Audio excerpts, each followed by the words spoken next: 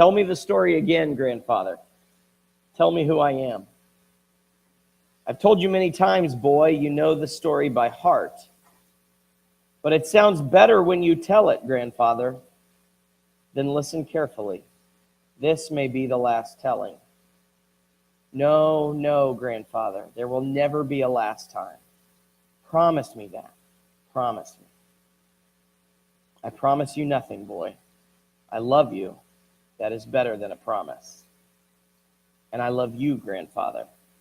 But tell me the story again, please. It's called Knots on a Counting Rope by Bill Martin Jr. What is it about stories? You ever had that story that you wanted to be told over and over and over again? We recently introduced our kids to a movie that I grew up on called The Princess Bride.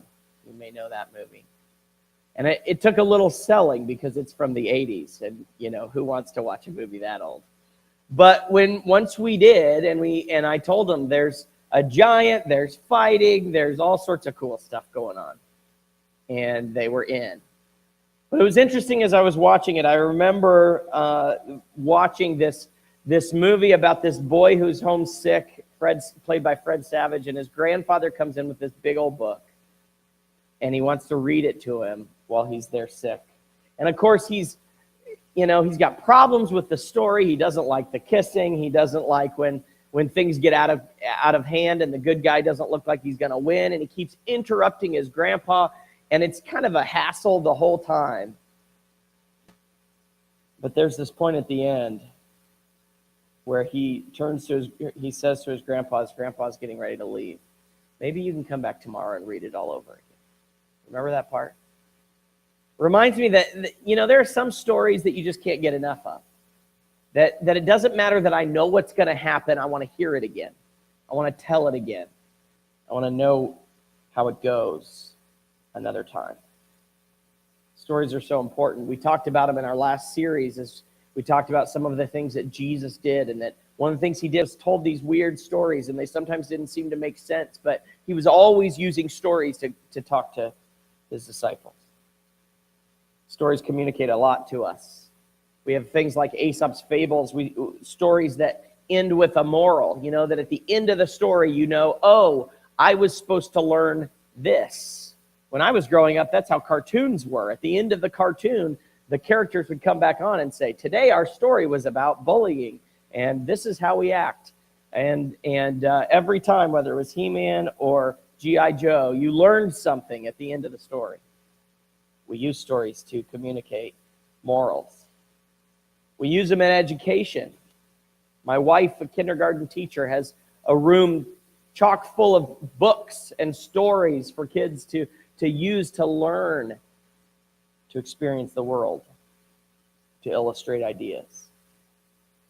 We certainly have Bible stories that give us glimpses of God, that give us glimpses of our world and our history, glimpses of ourselves.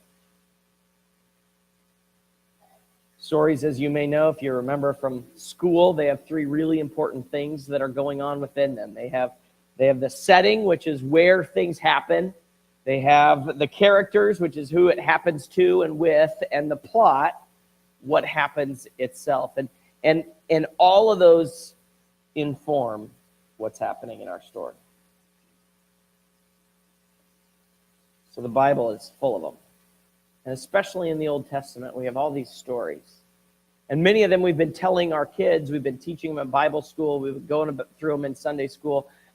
We'll tell the story of these great characters of the Bible. But you know what's interesting is, now that I'm an adult, go back and I read those stories, and they say something completely different. And they have so much more to them than what I remember. I remember a story that started here, and this happened, and then it was over. But in most cases in Scripture, we see way more than that happening in the lives of these people, in the stories that we see. Sometimes we give them a limited setting, or we don't include all the characters, or really we just kind of focus on one small part of the plot and miss the bigger story involved. So what we're doing is we're going to start a new series called Retelling, and we're going to tell the old stories. Tell the ones that we've learned in Bible school and Sunday school and in reading our Bibles, but we're going to look at those things, look at them in a way that helps us to see the bigger picture than just the moral of the story, so that we can see what God has been doing in us. My Sunday school class, our young families class, has been going through a series called How to Read the Bible, and it's video-led as we've been learning some of these kind of pieces. And I want to share with you a little video about the plot that helps illustrate what we're going to be doing in this series. Check this out. We're learning how to read different types of literature in the Bible, and we're going to start by talking about biblical narrative. So narratives, in their most basic form, have characters in a setting going through a series of events. And how those events are selected and then arranged by an author, that's called the plot. A basic plot line begins with a character in her setting, but then something new or unexpected happens, causing problems that lead up to some ultimate conflict, which is then resolved and the character finds herself changed, living in a new normal. Now, in reading narratives, it's important to understand every scene in the context of its larger plot line. You can make the same story have a totally different message if you ignore where it occurs in the plot. This happens all the time when people read the Bible. Really? Yeah, take for example the story about Gideon. There's this well-known scene where Gideon's trying to discern whether God will help him win a battle, and he requests a sign from God. Yeah, Gideon lays a wool fleece on the ground and asks that in the morning the fleece be wet with dew, but the ground totally dry, and God does it. Now, if you look at this scene just by itself, what is the conflict? How can Gideon know if he'll succeed? And the resolution? Test God, ask for a sign, and find out. Yeah, and that's how many people actually read this story, and it totally misses the point, because it's ignoring the larger plot line. Really? Yeah, so let's start from the beginning, you'll get the context. The story begins with Gideon and the Israelites living in fear because they're oppressed by an invading people, the Midianites. Got it. Then there's the call to action. God commissions Gideon to defeat the Midianites and save Israel. Yeah, this is shaping up to be a good story. But then Gideon's super hesitant, so he asks God to do this magic trick, a sign, so I can know it's really you talking to me. And God stoops to his level. He gives him a sign by lighting this fire on an altar. So Gideon's already asked for a sign. And that's not all. In the next scene, God tells Gideon to tear down an altar to another god, but Gideon's so afraid, he does it at night. So Gideon's skeptical and also a bit of a coward. Then we come to the moment where Gideon's about to face the Midianites, and he's still uncertain, so he asks for another sign, the fleece. He says, I want to know if you'll save Israel by my hand. And God gives him that sign. And he's still uncertain, so he asks for even one more sign, which is just a variation of the previous sign. Okay, so Gideon's asking for way too many signs. Exactly. In the larger context, it's clear the plot conflict is not how can Gideon discern the mysterious will of God. The real conflict is, when will this guy get his act together and start trusting God? Okay, so then what's the resolution? We have to keep reading. So Gideon gathers this huge army, 30,000 soldiers to fight the Midianites, and God says, no, way too many men. He whittles the army down to 300. Why would he do that? Well, Gideon's been testing God, so now God returns the favor. He tells Gideon to arm these 300 soldiers with trumpets and torches, and then surround the Midianites at night and make all this noise in the hills, which sounds ridiculous, but Gideon does it. And the noise scares the Midianites into this frenzy. They start destroying each other in the dark while Gideon looks on safely from the hills. So this story isn't offering the reader tips for discerning God's will. No, it's about God's commitment to use weak people with deep flaws to do more than they could have imagined. Okay, so short scenes, like Gideon and the fleece, are combined with other scenes making up a larger plot line. And tracing the conflict and resolution through the plot helps you see the message the author's trying to get across. Now, Gideon's story has been set alongside many other stories that are also about these flawed, often questionable leaders called judges. And each of these has its own internal plot line. But then altogether they make up a whole movement of the biblical story, the period of the judges, and that has its own unified plot line. And there are many movements within the story of the Bible.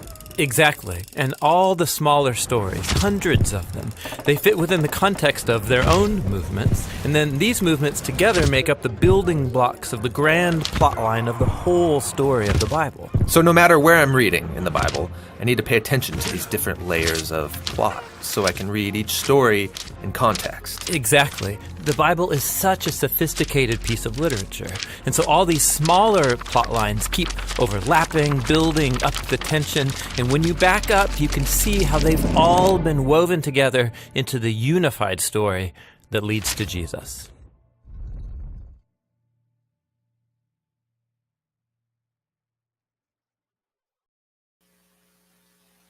Okay.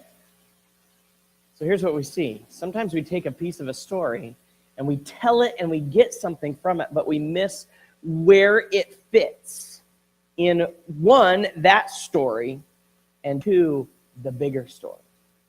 The crazy thing about the Bible, written by multiple people over thousands of years, the crazy thing about the Bible is that there is this narrative, this story that's happening, as it showed at the very end of that, that is working its way through history to Jesus so that we can experience the God who created us.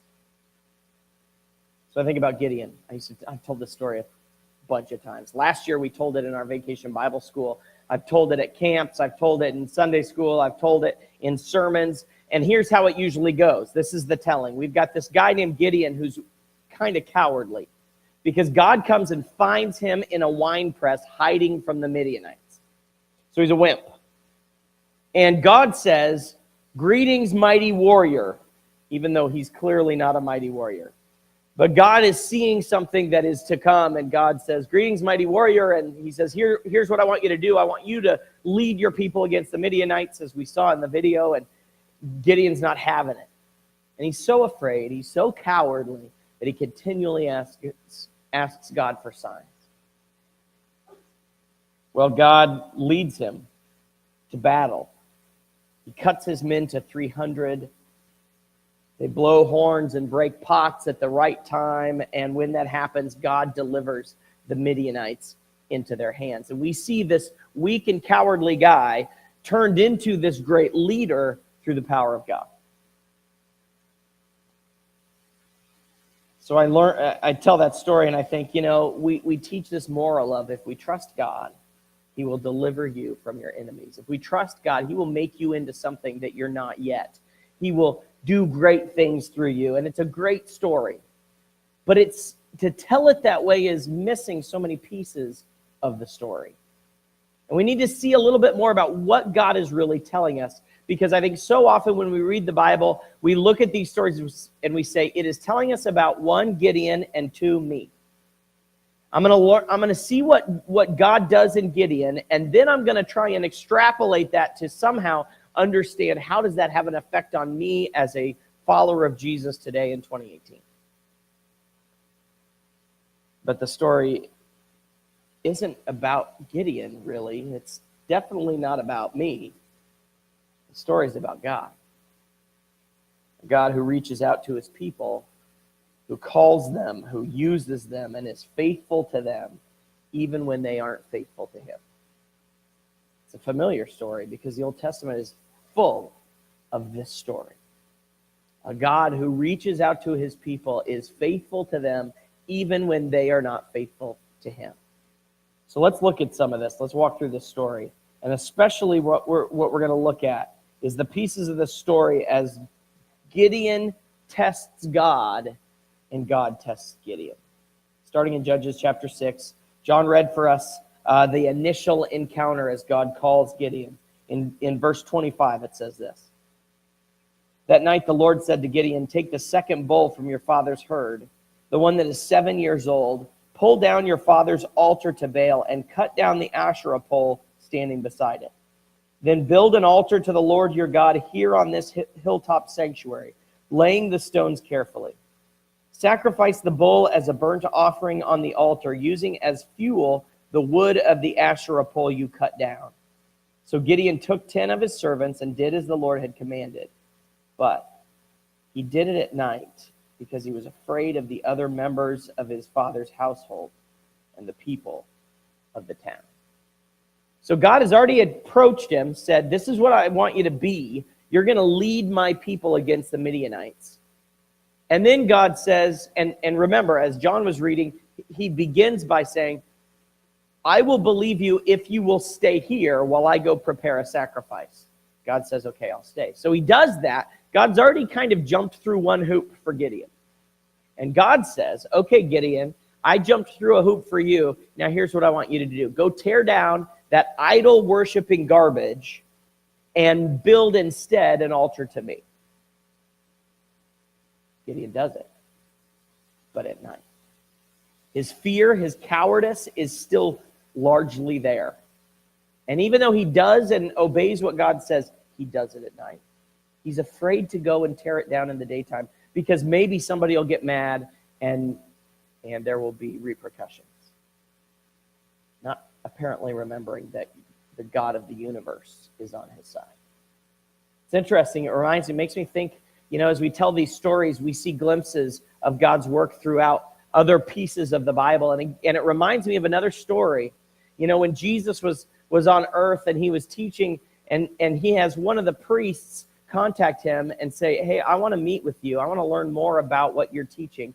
But we're going to do it at night. Do you remember Nicodemus?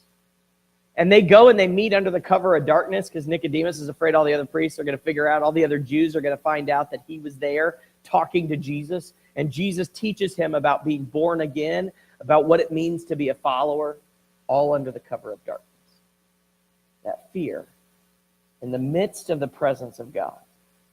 Gideon, like Nicodemus, goes at night, though he is obedient.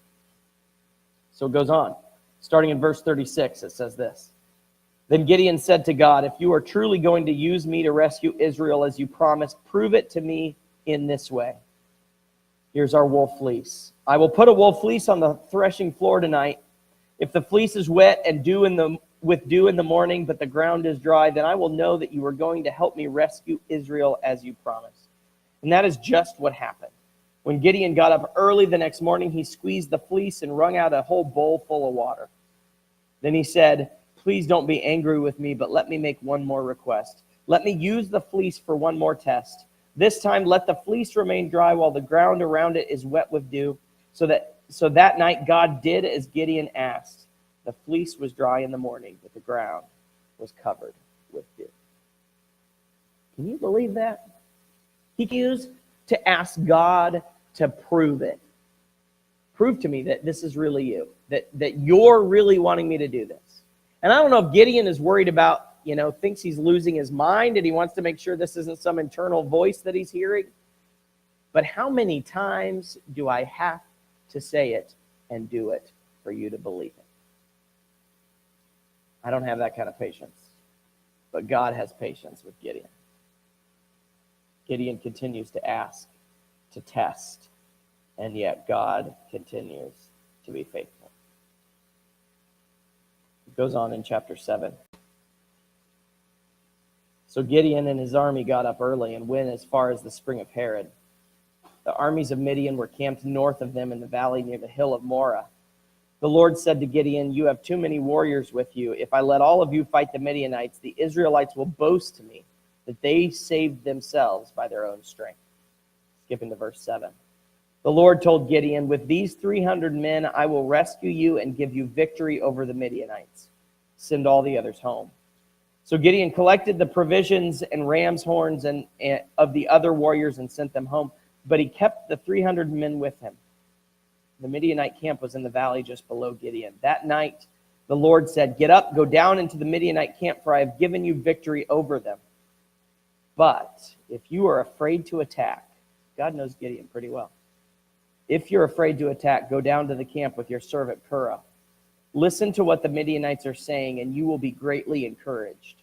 Then you will be eager to attack. So Gideon took Purah. Like I said, he knew Gideon well. He was afraid to attack, so he took his friend, went down to the edge of the enemy camp.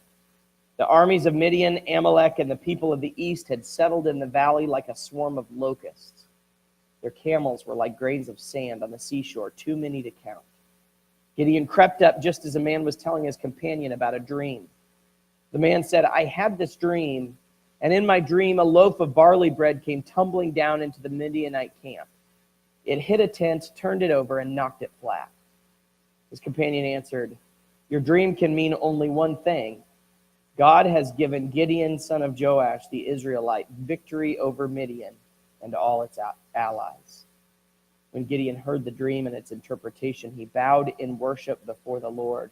Then he returned to the Israelite camp and shouted, get up, for the Lord has given you victory over the Midianite hordes. So Gideon says to God, if this is really you, stay here while I go and prepare a meal. Then he says, if this is really you, do this thing with my fleece and the dew. Oh, well, if it's you, do it again, but opposite. And then now as God calls him to go, God gives him the opportunity once again. Let's just make sure that this is what we need to do. Let's go down and listen. And when we overhear that they're even dreaming about their own defeat, then I will go with confidence.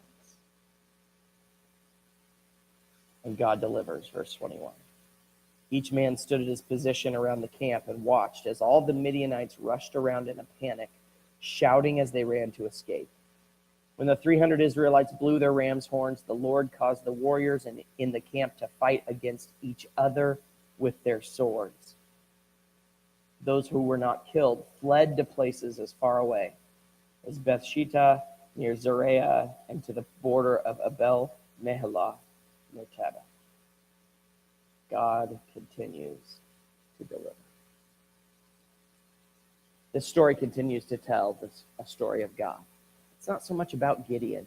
I mean, we see Gideon, but what this story is about is a God first who is patient, a God who indulges Gideon's multiple requests for a sign, who allows his half-hearted way of obedience, going at night, I'm not quite sure, I'll do it, but I'm going to do it my own way.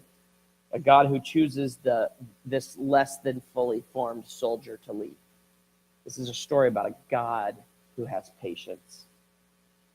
It's also a story about a God who is faithful, who delivers his people just as he promised. The covenant he made with Abraham, he continues to hold for his descendants. He delivers them without much earthly help. He gets rid of all but 300 men just to prove that God can be faithful in victory for his people. And he continues to use Gideon despite Gideon's lack of faith. A God who is faithful. It's a story, too, about a God who transforms. He does not leave Gideon in the winepress, the runt of the litter, of the weakest family of the people. Instead, he moves him slowly, patiently, but he moves him into obedience. Stories help us understand, and they help us understand, especially in Scripture, they help us understand the God who is beyond understanding. But we get a chance to see a picture of a God who is faithful, who is patient, who is transformative with his people. And that means that if he can transform Gideon, if he can be patient with Gideon, if he can be faithful to his people, he can do those things for you and me as well. No, the story isn't about us, but we see a glimpse of that same God who offers that same patience, that same faithfulness, that same transformation in each one of us. Gideon is a flawed hero. He's weak, he's untrusting, he made questionable decisions. You find out, we end the story there, but the reality is it didn't end there. If you continue in Judges, they go on to defeat some more people with his 300, and then he makes some questionable decisions, has about 70 kids, has one of them with a concubine who kills all the others, and tries to become the first king of Israel. And so we see that the story doesn't always just end happily ever after when this little piece is over, because in this, we continue to see a greater story of God's faithfulness and the coming of Jesus that brings redemption. These stories help us understand ourselves better. I don't know if you feel this way, but I certainly feel like Gideon a whole lot of the time. Sometimes I wish I could throw that rug outside and make sure that God was listening, because I thought I might be talking to myself. But we learn about ourselves, our weaknesses, our struggles, and our God who will use us anyway.